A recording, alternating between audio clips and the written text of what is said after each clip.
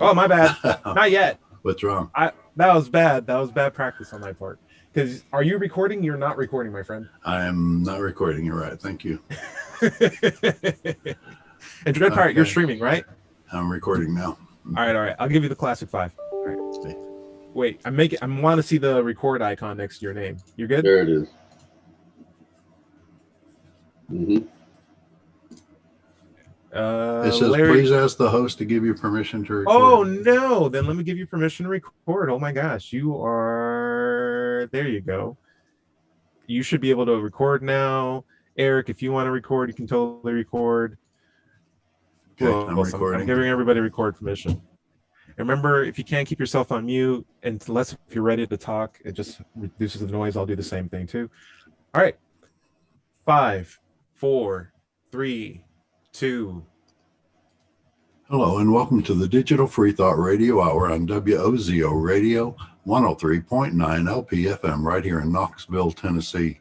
Today is Sunday morning, July 11th, 2021. I'm Larry Rhodes, or Doubter5, and as usual, we have our co-host Wombat on the line with us. Hello, Wombat. Benny, I'll come help you. I'll be right there. Just give Daddy an hour. Who is that? It's my cat. He's going crazy in the background. You only have a cat. Excuse me. With us today, also our guests are Doubtfire. Hello, Doubtfire. Hello, hello, hello. And George Buffalo. Welcome. From New York. Boudreaux from UK. Hello, everyone. George Brown, Brooklyn, but he's in Tennessee with us and down there in Athens. Yes, good morning, everybody. And Dread Pirate Higgs, also from, well, out of the States. He's up in Canada. Welcome. And our special guest this morning, Isaiah Diesel. And where are you located? You're in an out of the country location too, aren't you? I'm located in South Korea, so good evening, 안녕하세요. South Korea, cool, very cool. International show right here. 안녕하세요. Digital Free Thought Radio Hour is a talk radio show about atheism, free thought, rational thought, humanism, and the sciences. And conversely, we'll also talk about religion, religious faiths, gods, holy books, and superstition. And what's our topic today there, Wombat? Today we're going to be introducing one of our new friends, Isaiah Diesel, and talking about should we be judged by our actions. But before we get into it, we have a full house of people, international show, I'm digging it. Let's all gather together for a moment of respect to appreciate this wonderful moment by leading it up to our own Dread Pirate Higgs for our weekly invocation.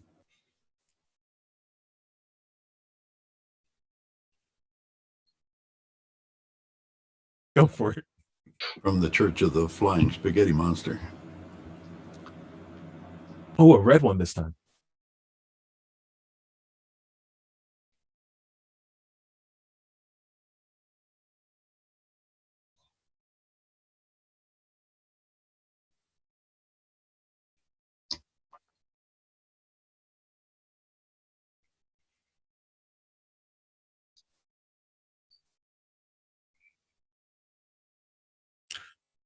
Raw.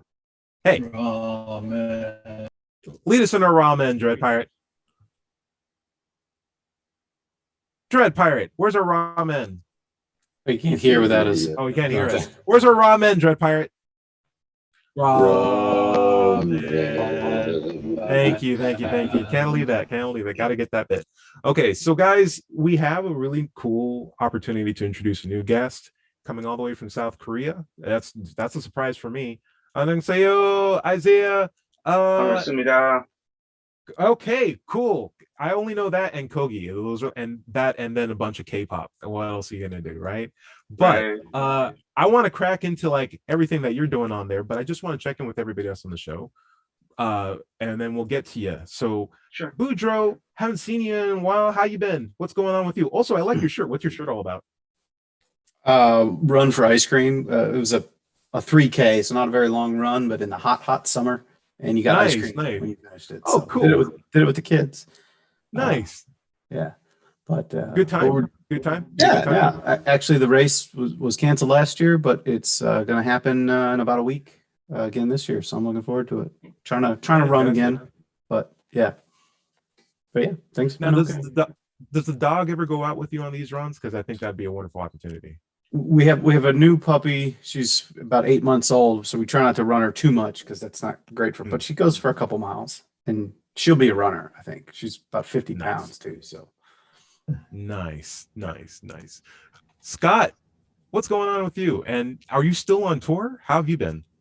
Oh man, I'm having a blast. I've been working again with the new material that with Mike Greenlee and Deborah McGowan, the Grammy songwriters, and just really thrilled about like these upcoming projects. They're just, I don't know what to say. It's kind of like ineffable, man. But yeah, it's having a great time with the music, all that good stuff, and also my exploring epistemology channel that's going really strong, and yeah, it's been really real, man. I dig it. Keep up the love, man. Keep up the effort. You're doing the real hustle, and we appreciate it. The good stuff. Putting out music, putting out good thought. Love it.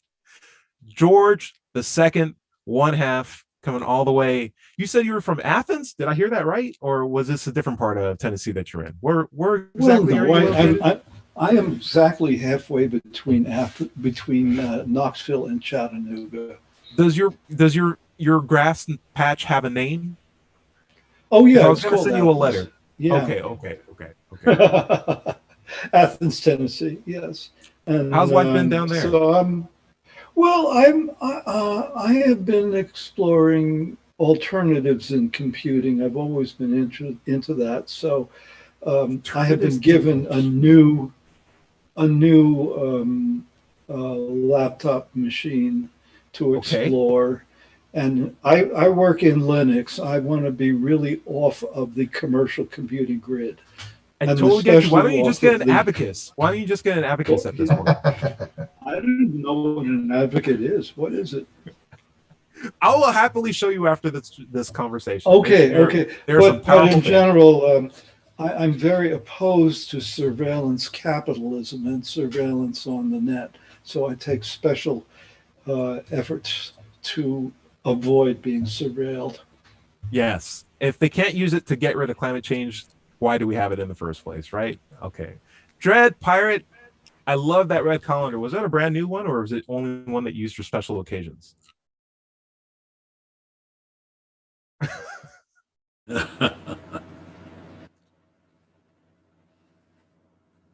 Okay. I don't imagine it can hold water very well, right? So how does that thing work? Is it faith powered? Okay. So for videos of the show, you have a t-shirt that has some text on it. I want to know what that's all about. Demand evidence and think critically. That's what he says on the shirt. Love it. Dripper, how you been? What's going on with you?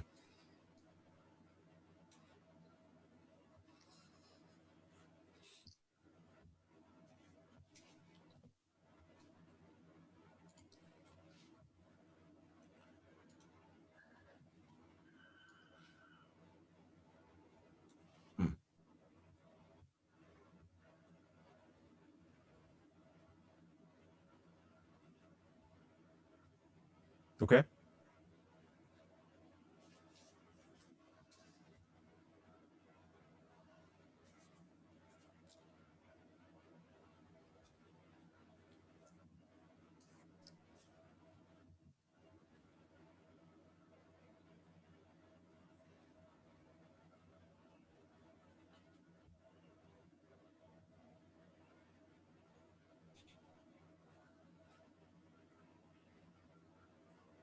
Nice.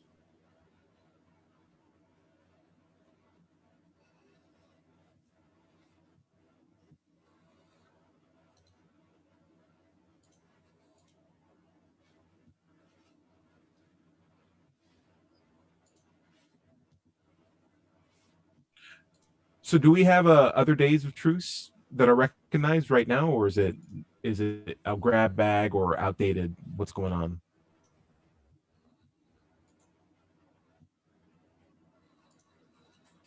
Fair enough. Okay. just a call for peace in November, yeah, or temporary peace. Ah, got it.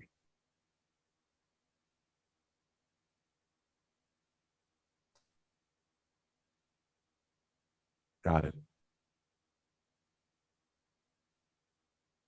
Okay, that's actually really really thoughtful, and I appreciate you telling me that, particularly at a time like this, because there were a lot of things I was thinking about where it's like peace seems almost improbable, but a truce, as you're defining it now, does seem good, and there's always time for good conversation. I think, right? And yeah.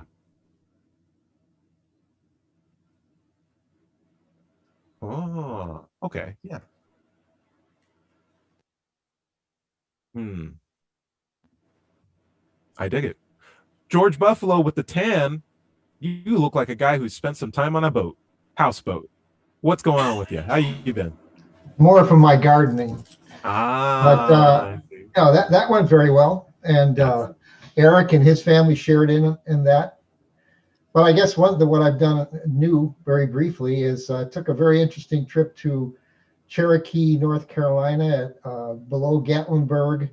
It's in the middle of the Cherokee Indian Reservation, and I learned a lot about their culture and Nice. the wonderful peace-loving people.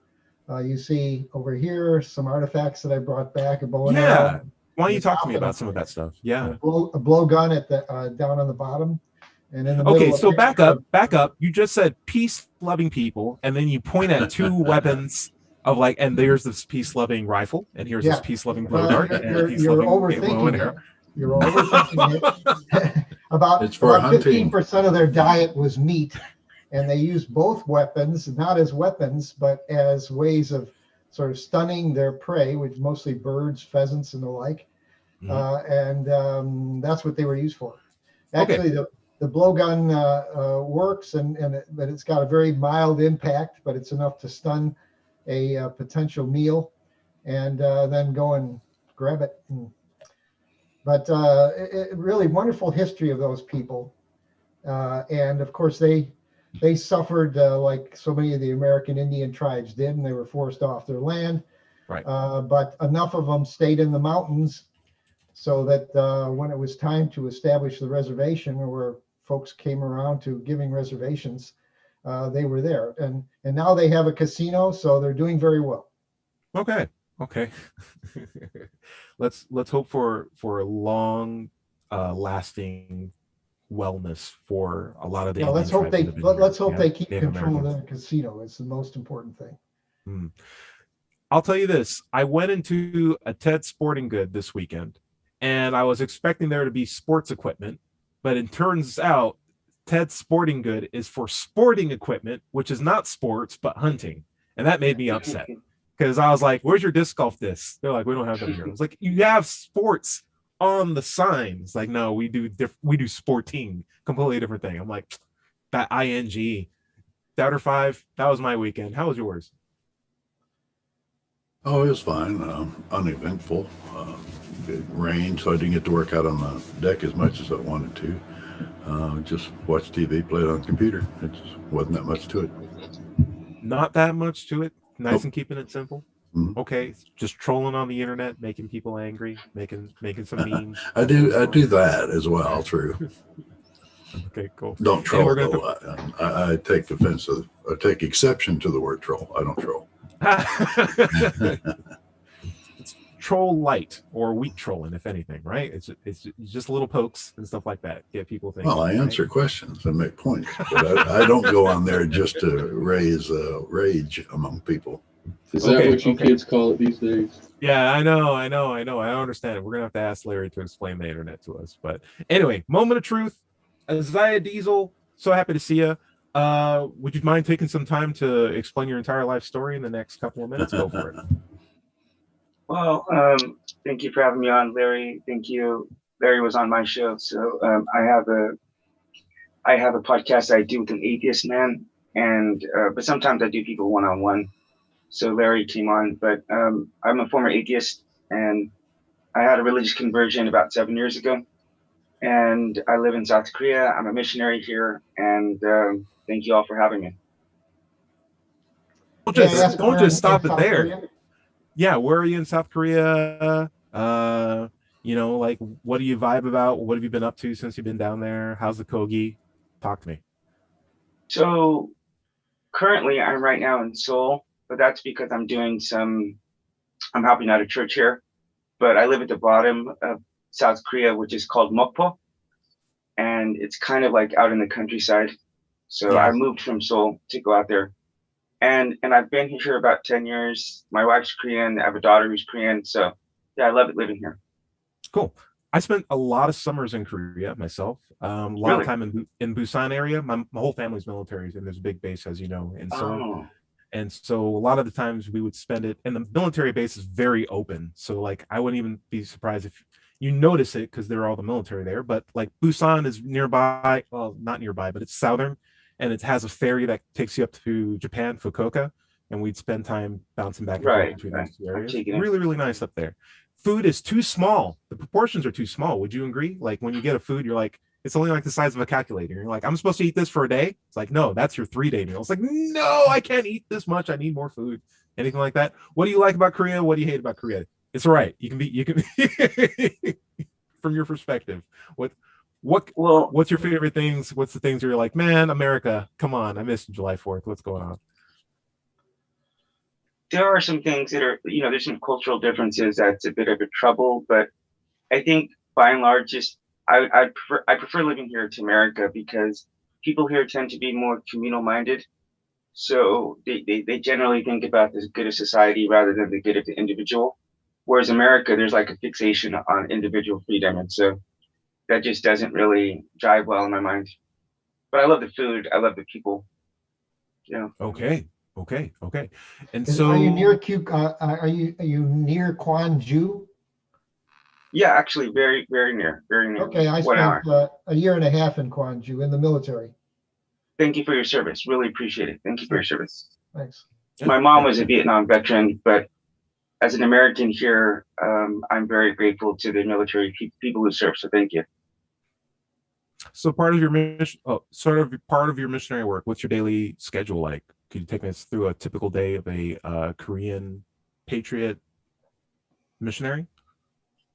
Yeah, well, it's been the first year down here, so it's been mostly just making connections. But I do teach English, and I also do talk to people online, and just generally being out and meeting people. So still establishing things. It's been extremely difficult, obviously because of Corona. So almost all the activities I would normally be able to do, I can't do right now. So just trying to wait it out right now. It's a good question. How is Corona over in Korea? Hey, and Larry, what going on? Larry, what's your? I'd just like to get back to something he said earlier, that he used to be an atheist. What convinced you that going to Christianity or believing in God? I mean, we're all atheists here, and we're open-minded. So I was wondering what your evidence or your experience was that brought you back into the fold of religion. Well, so about 8 years ago, I was living with my girlfriend in Greece, and I took a trip from Greece over to Israel. And while I was in Israel, I got this tattoo right here, which is a North Korean atheistic philosophy, which means Juche, means self-reliance. So I got that tattooed on me in Israel. So I was pretty far off of being a Christian as you can come. And amazingly, just four months after I left there, I was in my room and Jesus Christ spoke to me at the age of 32, and I gave my life to him for the first time in my life. So Yeah. did you actually hear a voice, or were you just moved, or what? No, I heard a voice. Yeah. Okay. Did he appear to you? Did he appear to you? No, I just heard it. I know it sounds crazy, but Dread? as I said, I was in Israel 4 months before getting tattoos and smoking weed and drinking. Religion was as far, Jesus Christ was the last thing on my mind. So, yeah. What were we going to say, Dread? Well, he told me. He said, I'm Jesus Christ. Yeah, so it's been a very interesting last 7 years. Weird comment. If he told you it was any other person, would you have the same standard to believe whatever the voice was? If they said like, "Hey, I'm George Carlin," Or "Hey, Muhammad. I'm Muhammad," would you believe it then? Or like, "Hey, I'm Zeus," actually, would you believe in Zeus? Why not? I mean, Why not? some people want to ask me like, what do I think about other people's experiences if they've heard from Muhammad or met Muhammad? And I'm like, I'm not going to get involved with anyone else's experiences. I can just talk about my experience, and that's what I experienced. So I'm not saying Muhammad doesn't exist, or I'm not saying Buddha isn't whatever out there like that. That's not what I do.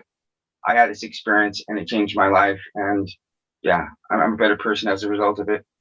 Yeah, I don't even doubt that you had the experience or that it was changing your life. I was just wondering about the veracity of believing whatever a voice in your head tells you just because it told you. Does that make any sense? Like, is there any possibility that I could have a voice in my head tell me that it's something that it's not that thing? Like, is that even possible? Yeah, certainly. Okay. Yeah, George, Buffalo, you lifted your hand and then you walked away. Look at this guy. Sorry, what's up? Oh, you're on mute, my friend. You're on mute, my friend. Still on mute, my friend, George Buffalo. There we go. There you go. All right. There you go.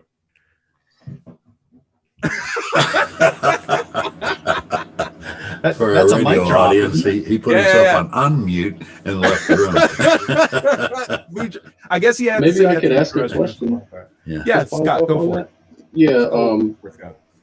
Just this is an epistemic question. So, what method would one use to distinguish between imagination and God speaking to them? Or Is there a method or a hallucination. way to know the difference? Well, okay, so you speaking in general? In general, what's a good way to know that a voice in your head is actually what that voice is compared to a hallucination? Okay, so in general, I would say if he's able to confirm something externally, which I can only speak for my case, which he did multiple times. So, for example, one of the times he used someone else to tell me one of the things that he told me, which was part of multiple different things that he used to confirm what I experienced. But I would say, yeah, some other kind of external confirmation that would be good. Oh, okay. External confirmation. Would you be open to doing one right now? Or does the voice only talk to, like, could you externally ask this voice to confirm something for you right now, or does it only work when it's convenient to the voice? So just let me tell you how that works in my own personal life. I don't know, maybe there are other people who can, but in the first 6 months afterwards, or maybe about the first 5 months, I believe he spoke to me about 6 times. And then I literally did not hear one peep for 5.5 years until I got onto the mission field. And then when I got into the mission field, he spoke to me again. And now it's been an entire year where I've not heard from him. So difficult to test. I never know when he's going to speak to me. So I have no idea. Dread Pirate. Dread, you're on mute.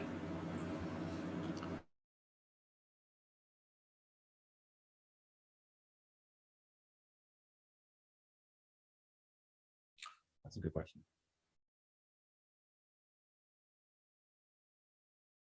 Probably not, honestly.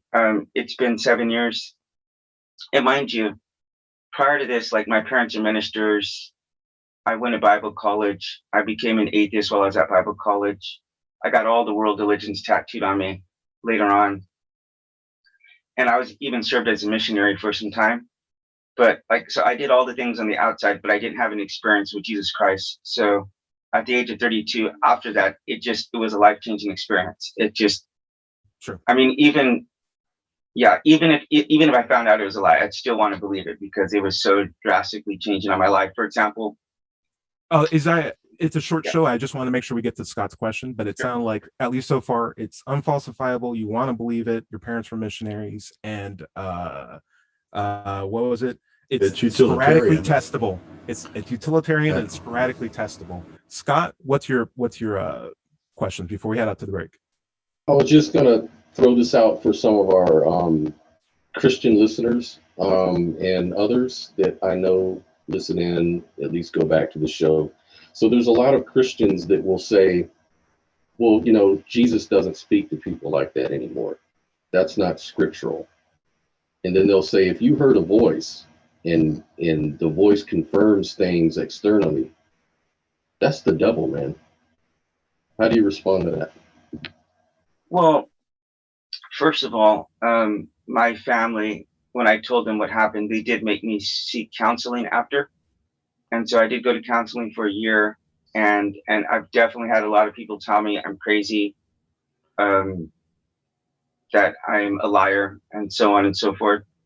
Even a lot of Christians, I have told a lot of Christians, and I have heard a response that says like basically what you said. So if it was a devil, then I mean I don't have any way to confirm it was or it wasn't a devil, or it wasn't some kind of alien who was shooting audible sounds at me, some kind of sound waves.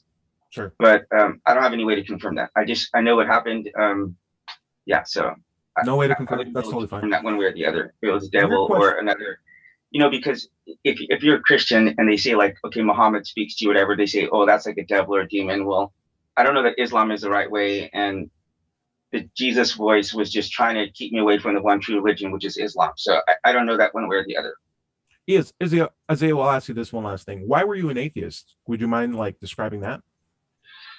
Well, part of it had to do with suffering abuse, like sexual abuse as a kid, and so that made me have some kind of natural resentment towards, I don't know, some kind of being out there, but whatever, creator. So I was already that. But then when I went to Bible college, it was during the Clinton impeachment, and they were making fun of Bill Clinton. And they were saying things like, you can't be a Democrat and a Christian. And my mom was a Democrat and Christian. So just those experiences. And then I was in love with a girl. She went on a missions trip to Indonesia and she got bit by a snake and died. And just like the last month I was there, I just became an atheist. So just a combination of lots of different things. So I'm sorry for the trauma that you've had in your life, especially the sexual trauma. I mean, nobody should go through that.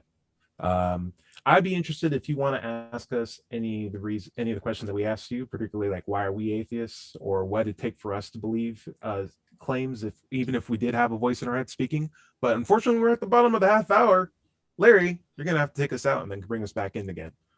Talking with Isaiah Diesel. All righty. This is the Digital Free Thought Radio Hour on WOZO Radio, 103.9 LPFM, right here in Knoxville, Tennessee. We'll be right back after this short break. Cool. Okay. How about we get right back into it? Sure, I'm ready. Cool. I have one question to ask. Am I audible, please? You are. You are audible. You could probably Okay, even turn off your video because you've been talking without your video catching up with your sound for a while. Isaiah, you Let me get some water, guys. Sure, go ahead. Yeah, go for it. George Brown, the second, Brooklyn George, I would turn off your video if I were you and keep your audio open. That way there's just no lag. And the two are out of sync. Yeah, because you're really, really out of sync. Okay, I hear. Okay, is that better? So much better. Oh, So okay. much better. Yeah, it freed up your bandwidth. Yeah. Plus, it looked like you were talking on mute a lot, but it was you talking before because it was that lag. So Yeah, I had lost my headphone sound completely. And It was very good ventriloquism, though. I have to. All right, guys. The red flags are pretty obvious right now. I don't want to tear them all apart. The guy seems like a really nice guy. So how about, I think the best way is for him to ask us more or less the same questions we just asked him. And then we take our time round tabling to explain our points of view. Most likely we'll always be generally in line for the most part because we aren't pulling from the same dogma. And it'd be good to see variation in, if there is any there. So like, why are we an atheist? How would we confirm a voice in our head? Let's see. Why is it important to have beliefs that are falsifiable? You know, like these are all really good points. Am I an atheist because of resentment, or is there a other factor involved? Right. Might want to start writing down these questions actually. So I heard a voice in my head that told me atheism is true. why am I an atheist? Why am I an That's the atheist? It's devil, true. man. Sometimes you get that. That That's could the be the devil. devil too. Yeah. And then why am I an atheist? Why is it important to have falsifiable beliefs? Knowledge or personal experiences, reliable, and then how would you confirm a voice in your head? You confirm voice in your head.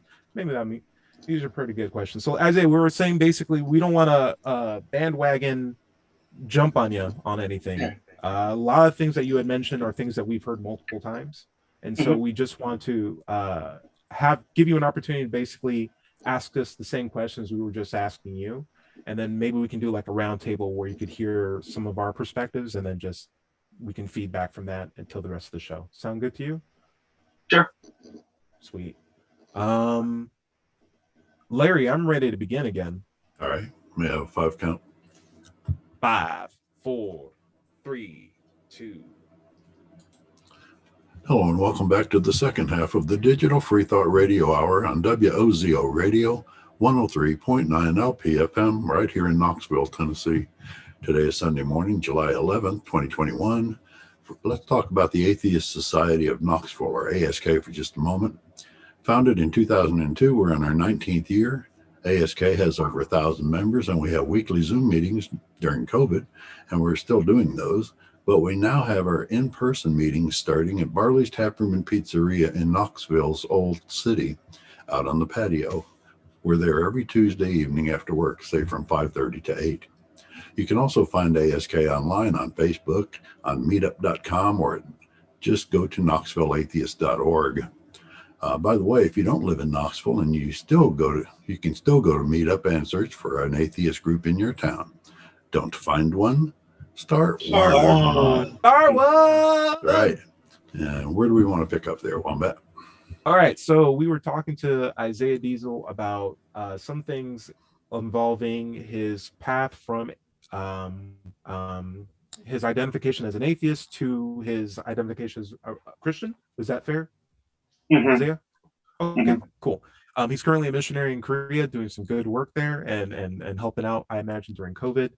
We appreciate the work that you're doing. What we'd like to be able to do is have a chance to have the questions that we had asked you sent back to us. And so we made it like a really short list about, what made you an atheist? Is it important to have beliefs that are falsifiable? Is personal experience reliable? How would you confirm a voice in your head? Why is it important to have high standards of evidence? We don't want to just put you on the plate. We hopefully like to share our answers as well. And I actually start with a roundtable question on why are you an atheist? And we can start even with Boudreaux. Boudreaux, why are you an atheist, or why did you become an atheist, if anything? Yeah, mostly just wasn't convinced of what was being told, and of course I was brought up Catholic, as we've talked about in the past, but it just didn't sound believable, and any of the other flavors is all similarly kind of unbelievable. So I just not convinced. Okay. And and it gave me comfort. I felt better about it because I always had these doubts anyway. So much like Isaiah, yeah, I felt like a better person. Yeah. So nice. Dread Pirate, why did you become an atheist?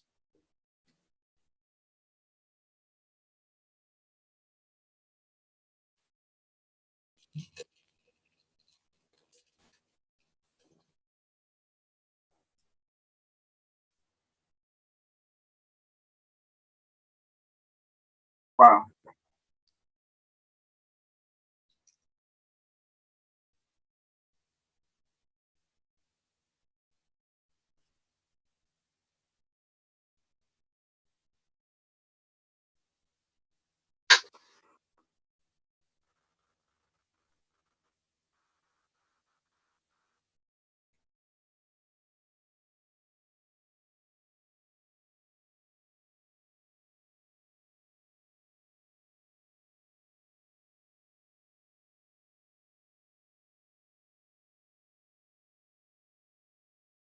Mm.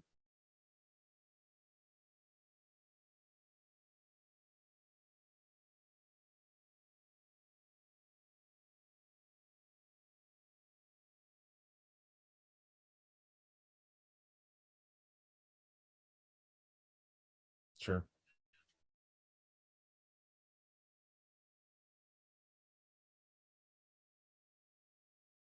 And and I do want to just make a distinction here, and perhaps this is something that I should have done way earlier. But when I say atheist, I don't mean person who believes that there is no God. I just mean someone who doesn't believe in a God. And if someone doesn't, to be convinced that a God actually exists, which is a nuanced statement, but it's a very, very important one, because we're not making the claim that no God exists. We're making the claim that we don't believe in any God claim. So it's not an issue of we know that there's no God. It's that we don't believe people who say that there is a God. And so that we are asking for evidence to be convinced that that's true. And until then, we don't believe.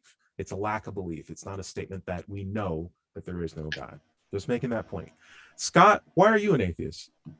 So I guess the reason I'm an atheist is I decided one day to be very honest with myself and others, and also be genuine in my beliefs. So I couldn't, I never had like a personal revelation from God. And reading the Bible, reading the Quran, exploring Hinduism, it seems like the method that people use to get at those beliefs are all the same. It's faith. It's taking the what is written as gospel or as the truth.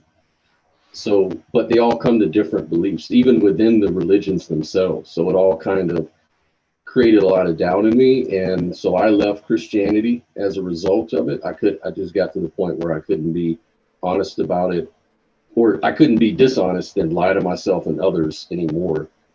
And so I just decided to be more honest with myself and you know, live my life accordingly. So for me, it just seems like I cannot tell the difference between a hidden God and one that doesn't exist. Until I can, I'm just going to withhold belief either way. I like that. Obviously, I like that. You're talking to the choir right now. I'm going to actually throw it up to Brooklyn George. You're going to be an interesting case, Isaiah. I think this will be an interesting story. George Brown, why are you an atheist, and why are you still an atheist? Well, first of all, I was simply brought up without God, and I was brought up without religion. These two things were simply not present in my household.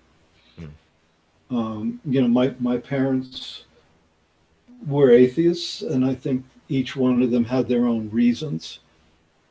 And I'm not privy to know exactly what they were, but they were both, I would say, free thinkers.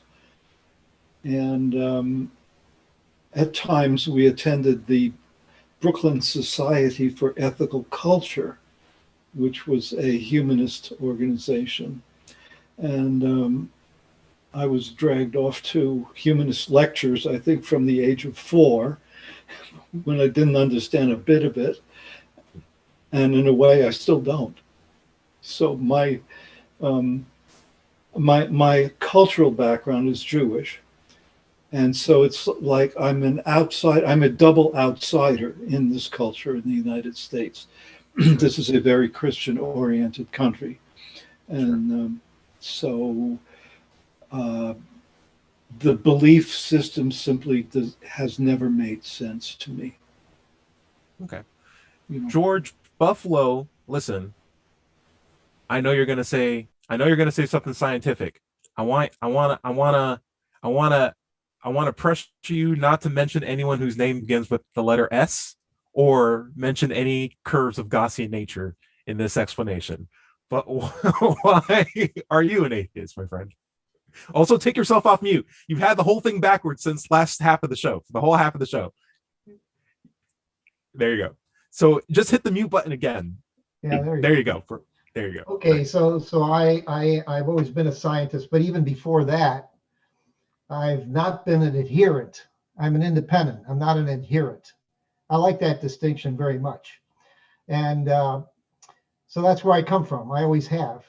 And I'd like to see the evidence, just like Dred's shirt says. And if there's something that I don't understand, I want to have a path toward understanding it, or I'm not going to buy in. I'm not an adherent. Nice. Very cool. Larry, I'm buckled up. You ready to do this? Yeah, I'll try to keep it short. Save some time for me. See? All right, I'm buckled up. Larry, why are you an atheist? Well, I was born into a Baptist family, so I was raised Christian. But from an early age, it was mainly the outrageous claims that made me skeptical. You know, talking snakes and donkeys, parting of the waters, the ark and the global flood, Tower of Babel, virgin births, angels, etc. But later on, I mean, I went through high school and the Navy, and then got into college before I ever started really questioning it.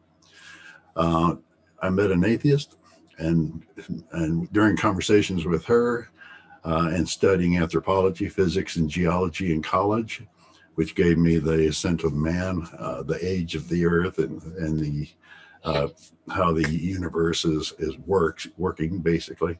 I lost all belief in anything supernatural at all. Souls, sin, heaven, hell, all of that. And I've been an atheist for almost 50 years. Oh, very, very cool. Very cool. Very cool. And look, Larry didn't even mention souls. Eric didn't mention Sam Harris. George Buffalo didn't mention Gaussian curves. You guys are all doing wonderful. Keeping my blood pressure low. I really appreciate that.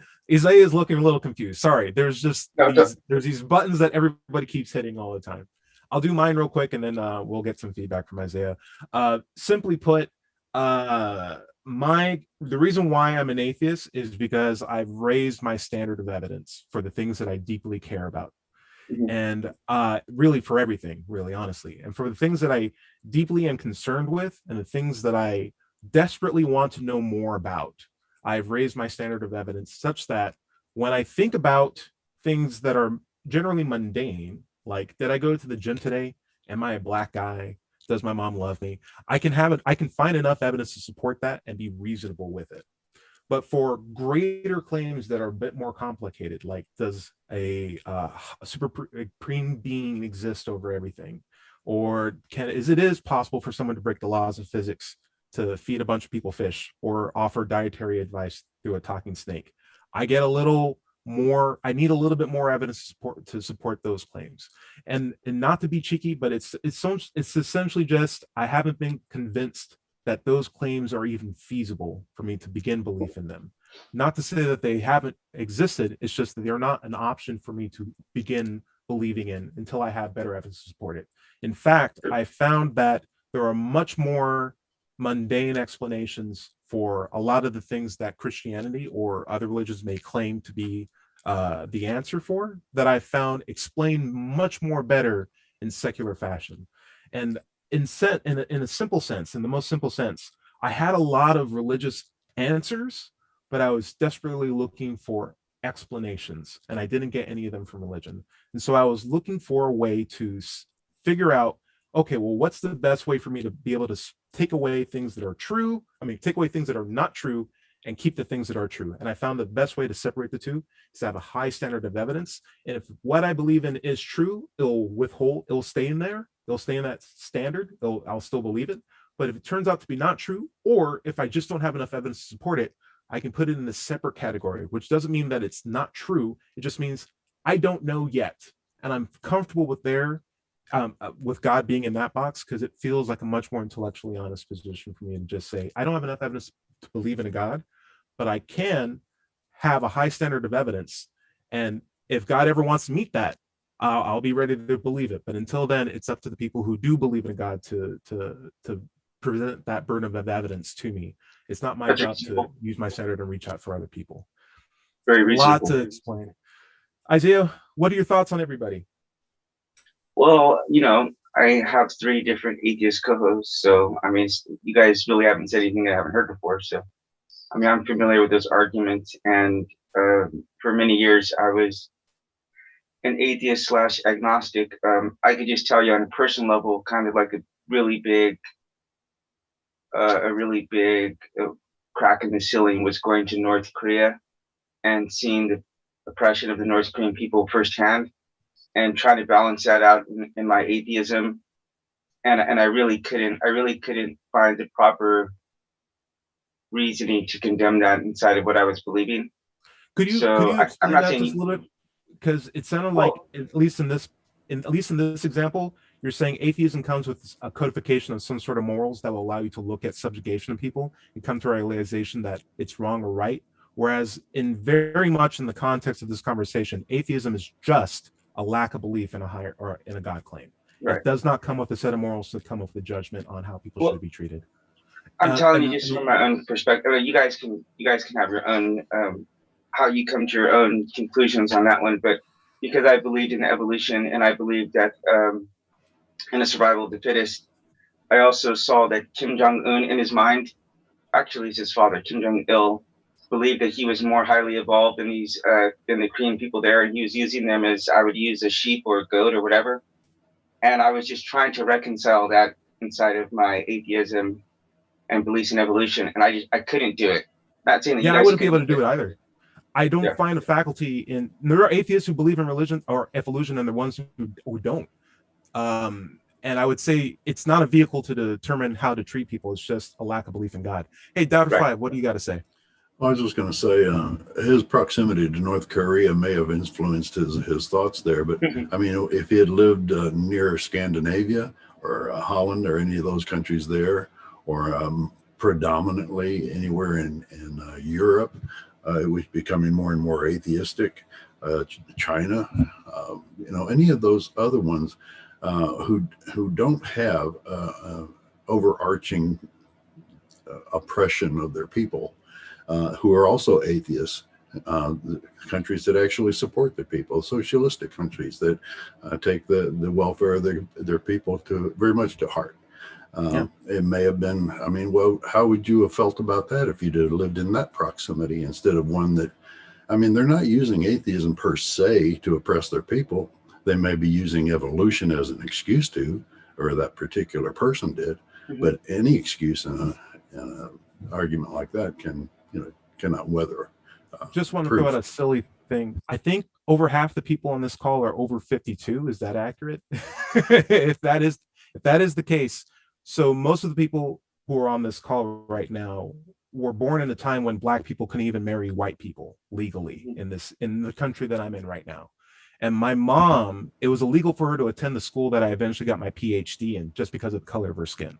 So like there's been subjugation. We don't have to look across seas to find subjugation. I know we're an international show, but I can look out my window and still see attitudes of people who living through generational changes that are stymieing and inhibiting progressive change that are necessary to just allow Black lives to matter as much as everybody else's in this state that I'm in right now. But I don't need an atheist perspective to see that as a bad thing. Like I have a set of morals on just humanism or just how people should be treated with egalitarian values that complement, if anything, my impression of what it means to be a good person in society and treat people with well-being. But it has nothing to do with my atheist perspective. My atheism is just an answer to just one question, and that's whether or not do I believe that a God exists or not. And it's not that. It's no for me. It's yes for some other people, and that's it. And then everything else is up to me to decide. I saw a lot of hands raised. We're gonna go Dread Pirate first. What's up?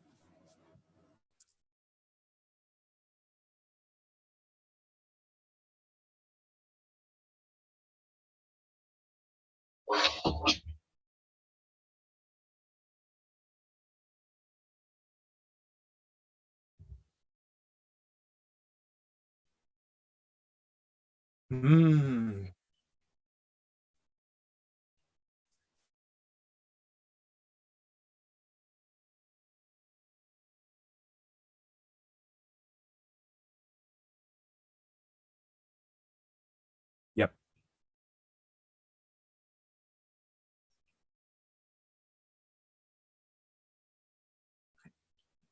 It's really hard to get rid of slavery when it's promoted in the the Bible. book. Yeah.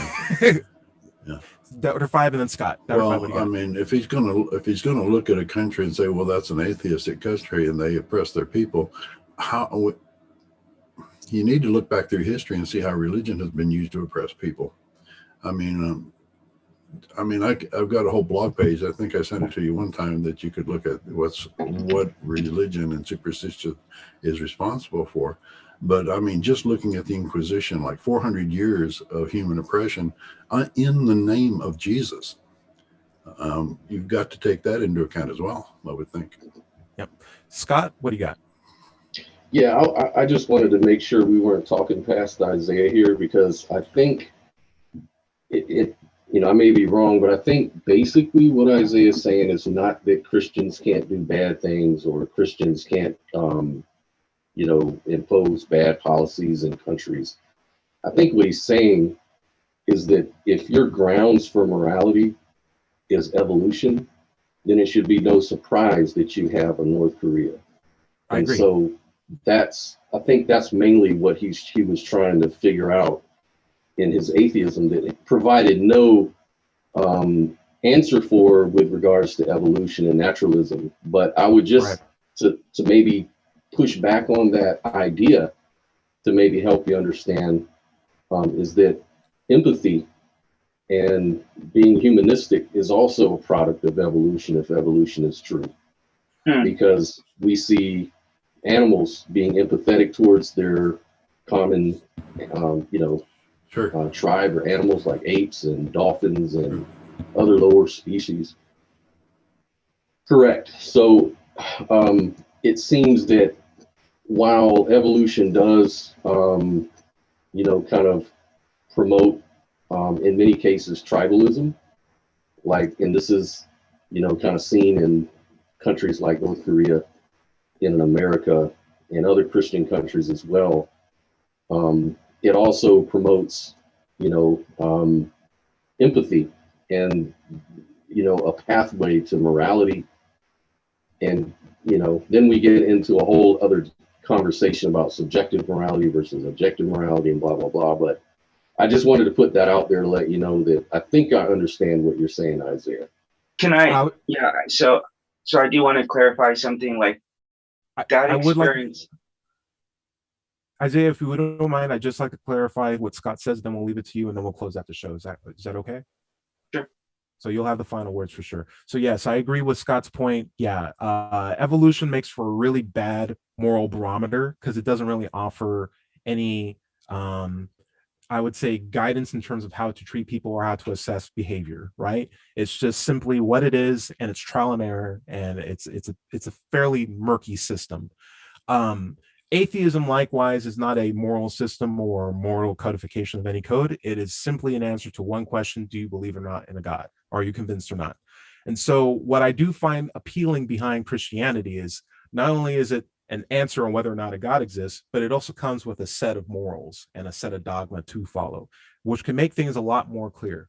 And the thing would be not so much for us to assess whether or not that's a good moral code. It's just an issue of, for us, are we convinced that that is one that's given to us by a God or not?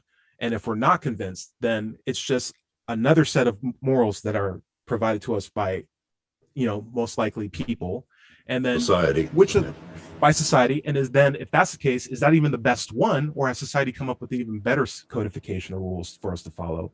And then what would be the better set for the best consequences of behavior? And I feel like I have found a higher standard of principles to follow than one that's been codified in a book multiple thousands of years ago, that I know for a fact has actually been used to propagate a lot of harm and distrust among people today, and ones that we're still affected by today. I know we're getting close to the show. Yeah. Isaiah, final words. What do you got? We'll give it to you. Yeah, your criticisms about religion, like I share the same exact concerns, and I have a degree in history, so I definitely understand that. My experience in North Korea, I'm not saying God exists because of that. That was a crack in the ceiling that just made me stop and scratch my head and say, can I really rectify these two conflicting beliefs that I have? And I couldn't internally. I'm not saying you guys can't. I'm not saying atheists are immoral or bad people, because and the people, the secular humanists I've met, by and large, almost consistently every time been more moral than the Christians that I've personally encountered. Especially now, when I saw in the last 4 years the Trumpsters who were going along with some very vile stuff, and it seemed like it was the secular people who were standing up and voicing themselves more on the stuff that they were doing that was blatantly anti-religious and anti-Christian. So yeah, that was not intended to bash you guys, say you guys lack morals. It was just a matter of I was presenting my own experience. So yeah, thank you guys for hearing me out. Sure. Thanks for hearing us out. Yes. Getting down toward the end, Mohammed. Oh, Dread, go ahead. You're on mute.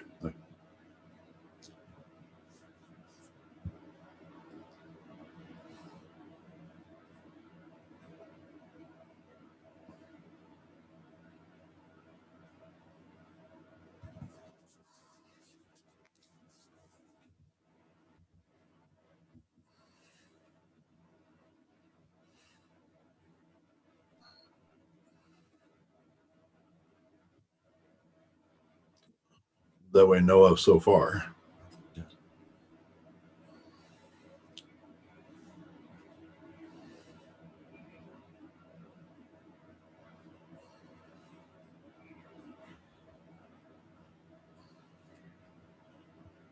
I also was fortunate enough to spend a lot of time in Sweden too, and I can tell you that's a very atheistic society. That's where I actually came out as an atheist. It was so open for me to be able to do that. And for every North Korea that's presented as one extreme, I can just as easily point to Sweden and be like, look, but this is the exact same thing, and everybody here is happier. And if not, at least the metal music is fantastic, right off the vine. So good, so good. All right, Boudreaux, what would you recommend? Isaiah, what's up?